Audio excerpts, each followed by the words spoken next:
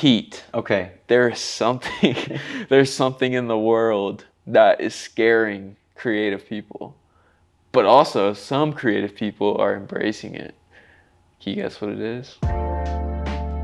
What is up, More Creatives family? Welcome back to another episode. This is number 2. Pete. Numero dos, man. I'm so excited about this. How you doing, Zach? Doing good. How about you? Good. Man, it was so much fun. I hope you guys enjoyed the release of our first episode last week and had some good responses, and excited just to get back to you guys today. Yeah, we're very appreciative of everybody that watched and watched. Watched, yeah, come on, man. And the man. support that we've already had, it's been awesome. It's been really good. You guys love the segments that we've been putting out. We've been doing some highlights and stuff. So that's why we're gonna do these every week. Hopefully, that's the goal, right? Yeah, something like that. And get out tons of highlights, tons of things to help you guys and also inspire people. So. Yeah, I would say definitely for sure. And once again, if you're tuning in with us today, make sure you share it, subscribe, post some of the different things that you like. And I know we've also asked, we'll give you opportunity as well, like, hey, give a shout out, or like we want to give a shout out, or if you've got questions, we'd love to answer some of those, and it'll really just help steer some of our conversations too. Yeah, leave them down in the comments now. Yeah, right now. Stop what you're doing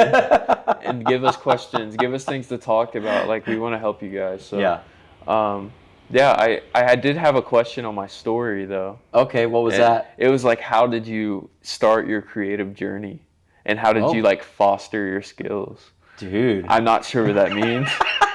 I'm guessing it's like, how did you really know that like this, you're actually good at this, you know, like, not in a selfish way, but like we all have gifts and things that we're good at that some people aren't good at, you know? Right. And I would say, like, how did I foster those skills? So I loved watching YouTube when I was a kid. Okay. I loved watching it. And I loved all the vloggers and, you know, like all the edits they would make in their videos and things like that. And I like wanted to start YouTube. Okay. So bad. So I did. Yeah. And I actually had a not too small of a following, which was crazy. I was like 16 and I was doing, so the little thing about me is I used to do flips and like trampoline and things like tricking and you showed me some of your old school videos, man.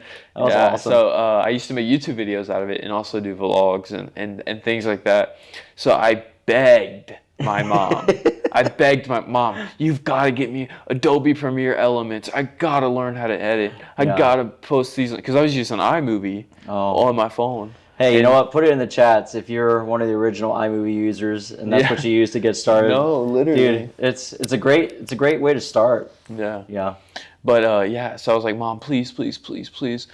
Next thing I know, Christmas morning, she bought me this $80 software. Okay. It was $80 at the time. It's so much cheaper now. Gosh, yeah. Which is crazy. Like, you can literally get Premiere for free now. Yeah. We should make a video on that. But especially for like college students, I think you can get it for free. Yeah. You can get Creative Cloud or like 50% off or something like that. Yeah. But anyways, my mom got me that, and I really taught myself everything. Okay. And then I just fell in love with it. I was making videos all the time, and then it eventually switched to Premiere Pro. Yeah. Little next step. That was the big leagues right there. Yeah. A little bit of After Effects and things like that. So, and then I taught myself how to do graphic design literally like less than 2 years ago. So, okay. I finally transitioned from Fonto and PixArt to Photoshop. So we're a lot cleaner now with our graphics than before. But yeah, I'd say that, like, my mom just blessed me with that for Christmas, and I was like, let's go. Let's go. And taught myself everything and just fell in love with it. There's something about sitting down in the morning, drinking your coffee, opening up Premiere Pro, and just going at it. Am I right? Well, I would say I love going at creativity. I don't know. I mean, for me in my stage of life right now, I sit down and have a cup of coffee. Actually, I can't even sit down and really have a cup of coffee because I've got 3 kids at my house. And so, by the time I get to the office or get outside of my house is when I can actually sit down and then start getting creative, get going. No, yeah. But I understand what you mean. So, yeah. You've got to understand. Yeah.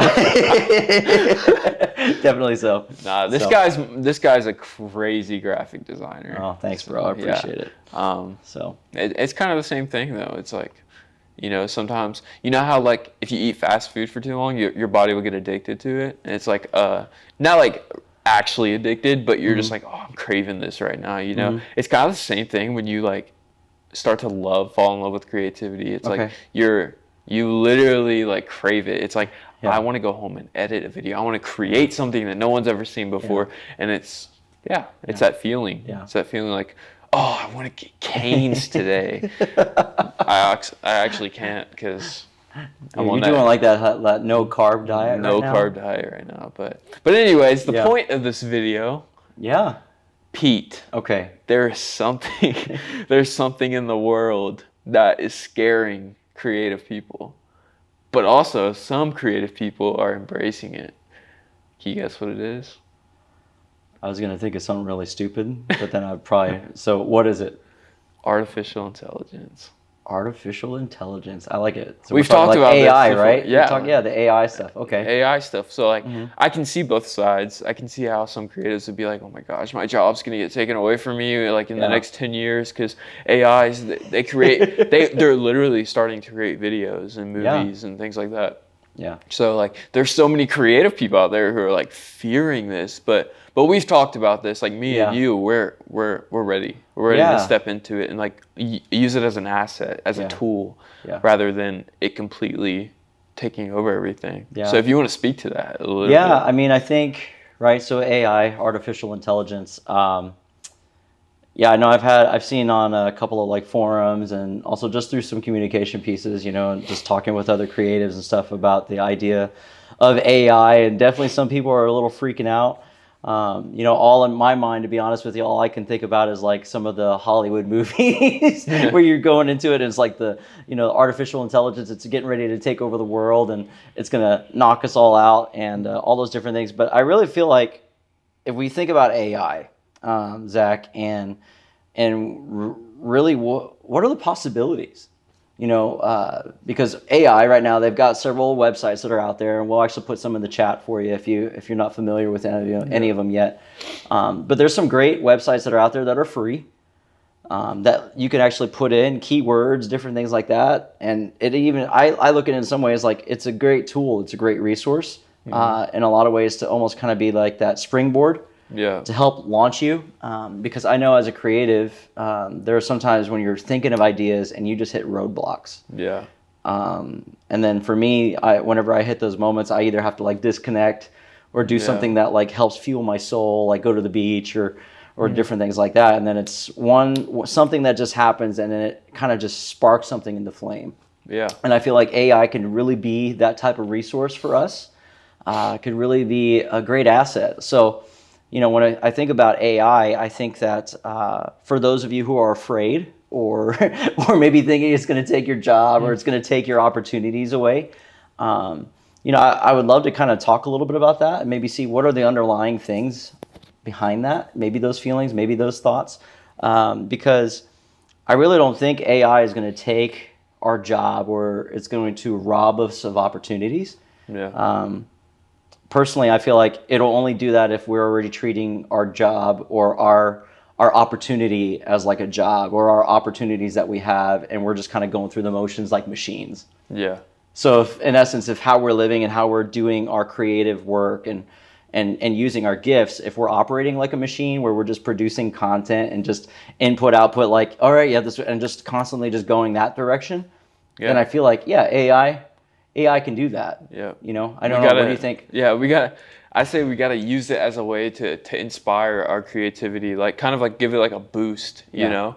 It's like you were talking about the roadblocks. Like I feel like AI is going to be the construction people that get rid of the roadblocks, right? Like I feel like it's going to spark a lot of ideas and a lot of creative people, and it's not taking away your creativity, it's boosting it, and it's giving it a little push, you know? And I feel like that's the way that creative people need to look at it, look at it as a way to really improve their work and not replace their work, right?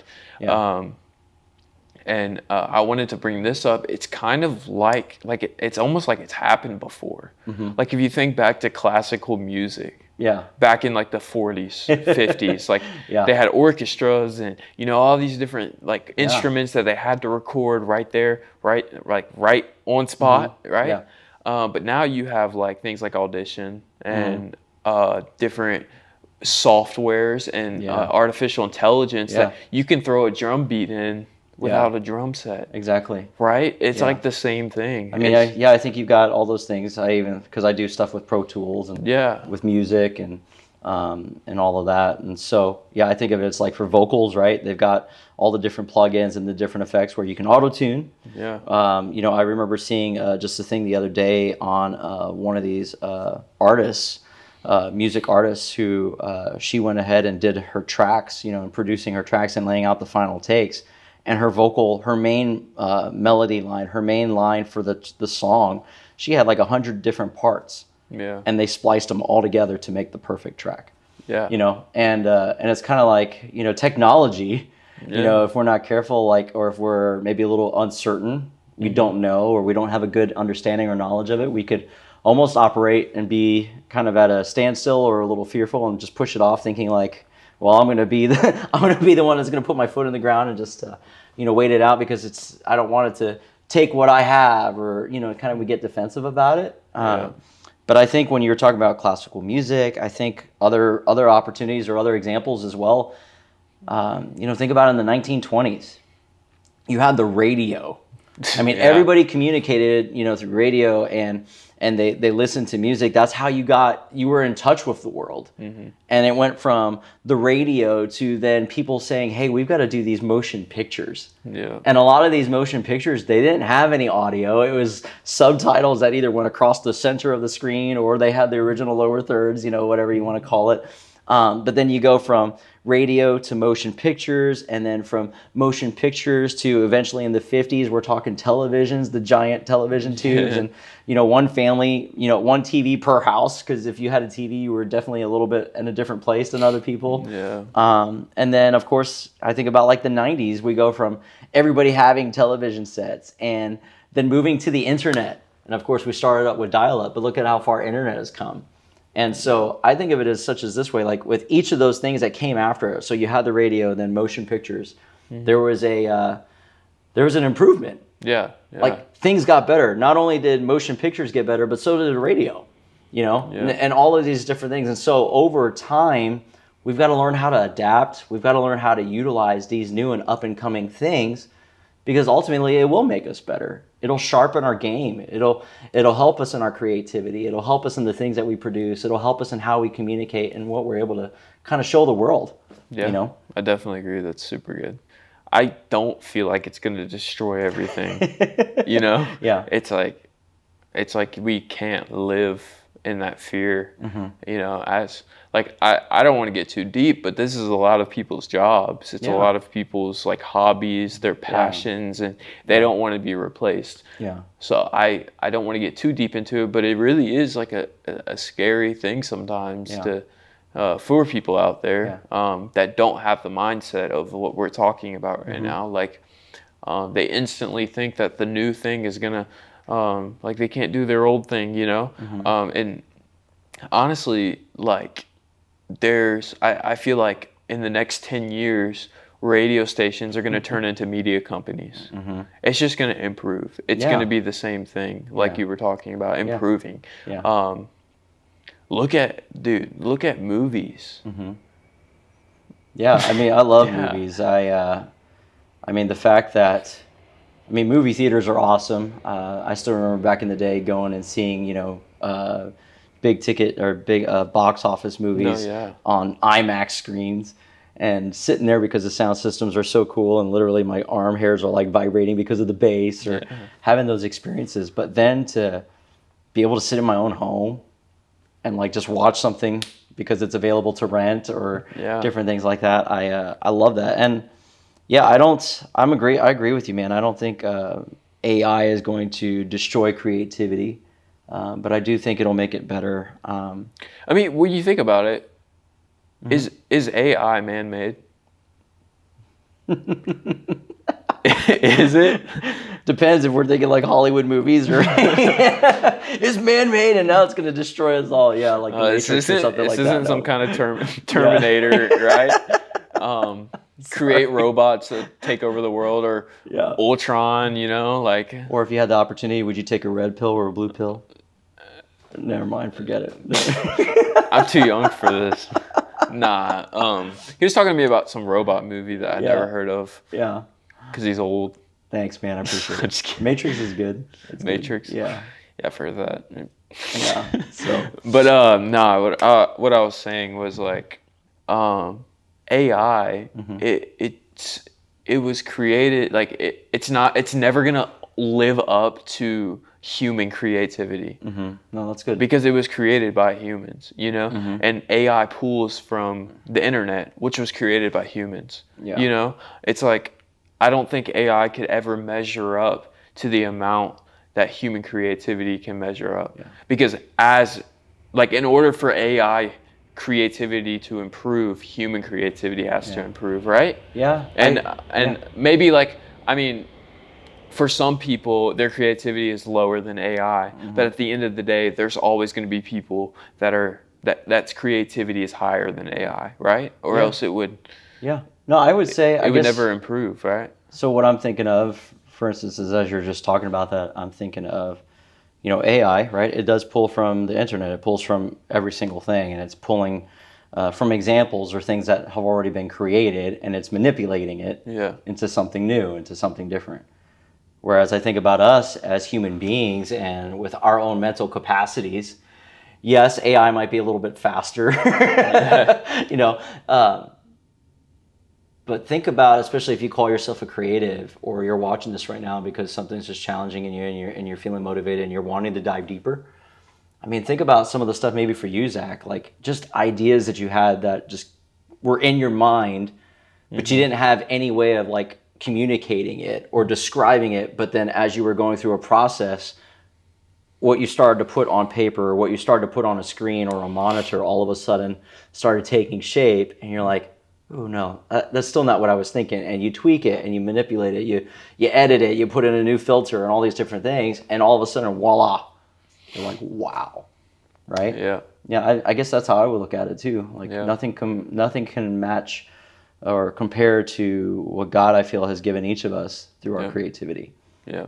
And so. And I feel like God is always giving people a desire to create. Yeah. No matter what's happening in the world, God will always. I feel like every single day he's assigning every child born, he's assigning them a purpose and putting a desire in their heart to create, to bring their skills to the table, to make music, to worship, to like all these different things. And I feel like God is. He's planting seeds in every person, and I don't think AI can do that. Yeah. Right? I don't think AI can take that over and be as efficient as the will and the call of God, right? Yeah. And I think that's so important. Yeah. And we were talking in the last episode about how your creativity is valuable because God created you. And he right? did, yeah. And I feel like that. I feel like somebody watching this now, like if you want to be encouraged, if you want to, kind of understand the value of your creative mind despite what's going on, like go watch the last episode because we talked about that. We talked about how God he's put those desires in your heart for a reason. He wants you to use them, and he wants to, push you out into the world to do his work and with the skills that he's given you. And I think of Exodus 35. Oh, okay. Right? Yeah. Like Moses, like the Lord told Moses, like, hey, I want you to gather all these creative people, these women who are good at sewing, and these people who have these specific gifts and talents to build the tabernacle. I want you to go call these people to do my work, right? Yeah. And that's what Moses did. And in Exodus 35, I actually have it right here. Okay. Exodus 35:35. Okay. The Lord has given them special skills as engravers, designers, embroiderers, in blue, purple, and scarlet thread, on fine linen, linen cloth, and weavers. They excel as craftsmen and as designers. And the thing that stuck out to me the most was the Lord has given them. Mm-hmm.